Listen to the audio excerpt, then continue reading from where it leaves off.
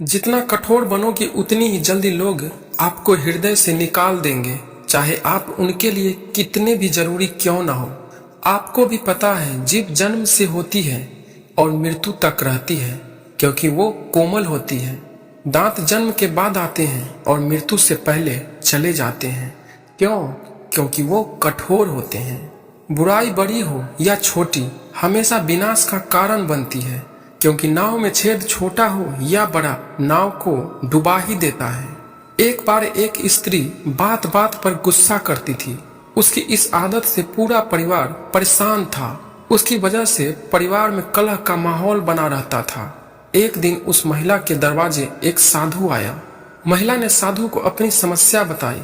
उसने कहा, महाराज, मुझे बहुत जल्दी गुस्सा आ जाता है। मैं चाहकर भी अपने गुस्से पर नियंत्रण नहीं रख पाती हूँ। कोई उपाय बताइए। साधु ने अपने झोले से एक दवा की शीशी निकाल कर दिए और बताया कि जब भी गुस्सा आए इसमें से 4 बूंद दवा अपनी जीभ पर डाल लेना और याद रहे 10 मिनट तक दवा को मुंह में ही रखना है। 10 मिनट तक मुंह नहीं खोलना, नहीं तो दवा असर नहीं करेगी। महिला ने साधु के बताए अनुसार दवा का प्रयोग शुरू किया। 7 दिन में ही उसकी गुस्सा करने की आदत छूट गई। 7 दिन बाद वह साधु फिर उसके दरवाजे पर आया तो महिला उसके पैरों पर गिर पड़ी। उसने कहा, महाराज, आपकी दवा से मेरा क्रोध गायब ही हो गया। अब मुझे गुस्सा नहीं आता है और मेरे परिवार में शांति का माहौल रहता है। तब साधु महाराज ने उसे बताया कि वह कोई दवा नहीं है, उस शीशी में केवल पानी भरा था। गुस्सा का इलाज केवल चुप रहकर ही किया जा सकता है, क्योंकि गुस्से में व्यक्ति उल्टा सीधा बोलता है, जिससे और विवाद बढ़ता है। इसलिए क्रोध का केवल एक ही इलाज है और वो है मौन रहना। कृष्ण कहते हैं, कलयुग में पैसा ईश्वर से भी बड़ा हो जाएगा। बड़ों और गुरुजनों के आगे बुद्धिहीन पैसे वालों का महत्व ज्यादा होगा। पैसा ही रिश्ता बनाएगा और पैसा ही रिश्ता तोड़ेगा। अगर आपको झुकना है तो किसी के विनम्रता के आगे झुके, ना किसी के शक्ति के आगे, रूप के आगे और धन के आगे तो बिल्कुल भी मत झुके। धीरज रखो, क्योंकि हर नया परिवर्तन आसान होने से पहले व्यक्ति को मुश्किलों का सामना करना ही पड़ता है। जब कभी मंदिर में जाना तो यही कहना, जो ठीक लगे वही देना प्रभु, हमारा क्या है, हम तो कुछ भी मांग लेते हैं। बिना भाई के साथ के जब रावण हार सकता है और भाई के साथ श्री राम जीत सकते हैं, तो हम किस घमंड में हैं। सदा साथ रहिए, कोशिश करें कि परिवार कभी ना टूटे। महाभारत का युद्ध शुरू होने से पहले दुर्योधन ने कृष्ण की पूरी नारायणी सेना मांग ली थी और अर्जुन ने केवल श्री कृष्ण को मांगा था। उस समय भगवान श्री कृष्ण ने अर्जुन को मजाक करते हुए कहा, हार तेरी निश्चित है, हरदम रहेगा उदास। माखन दुर्योधन ले गया, केवल छाछ बची है मेरे पास। तब अर्जुन ने कहा, हे प्रभु, जीत निश्चित है, क्योंकि आपका दास नहीं हो सकता उदास।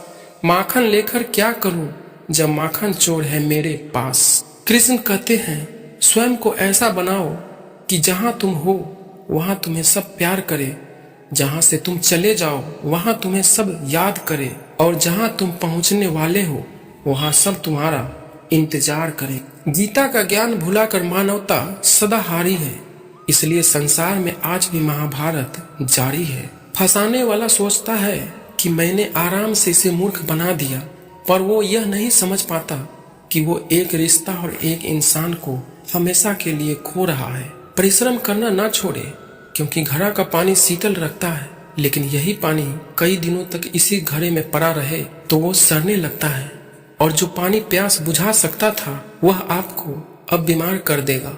इसलिए जरूरी है कि मटके के जल को नियमित रूप से बदला जाए। इसी प्रकार जीवन में भी आप कितनी भी बड़ी सफलता क्यों न प्राप्त कर ले, परंतु अगर आप अपने कार्य क्षेत्र में परिश्रम करना बंद कर देते हैं तो जल की तरह आपके गुण और शक्तियां भी नष्ट होने लगती है। इसलिए परिश्रम करना और नया सीखना कभी न छोड़े। जो धोखा खाने और दुख मिलने के बाद भी गलत रास्ते पर नहीं जाता और ईमानदारी से अपना कार्य करता है, ऐसा इंसान भगवान को सबसे प्रिय है। अंत में ऐसे व्यक्ति की जीत निश्चित होती है। यदि तुम्हारे अंदर खुद को बदलने की ताकत नहीं है तो तुम्हारा कोई अधिकार नहीं है कि तुम भगवान को या भाग्य को दोष दो।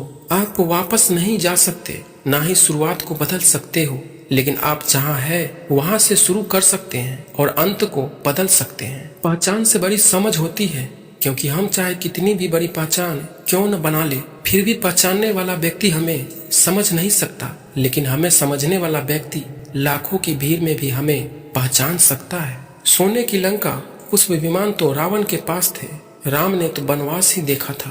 राजपाट तो कंस के पास थे, जेल में तो जन्म कृष्ण ने लिया था। राजमहल में तो कौरव रहते थे, वनवास तो पांडवों को भोगना पड़ा। मतलब संघर्ष हमेशा सत्य के साथ चलता है। जब सत्य के लिए भगवान को भी संघर्ष करना पड़ा तो हम तो फिर इंसान हैं। जब बुरे दिन आते हैं तो बुद्धि भी घास चरने चली जाती है। इंसान चाहकर भी सही निर्णय नहीं ले पाता, इसलिए तो कहा जाता है इंसान बुरा नहीं होता, उसका वक्त बुरा होता है। दोस्तों, इस वीडियो में बस इतना ही।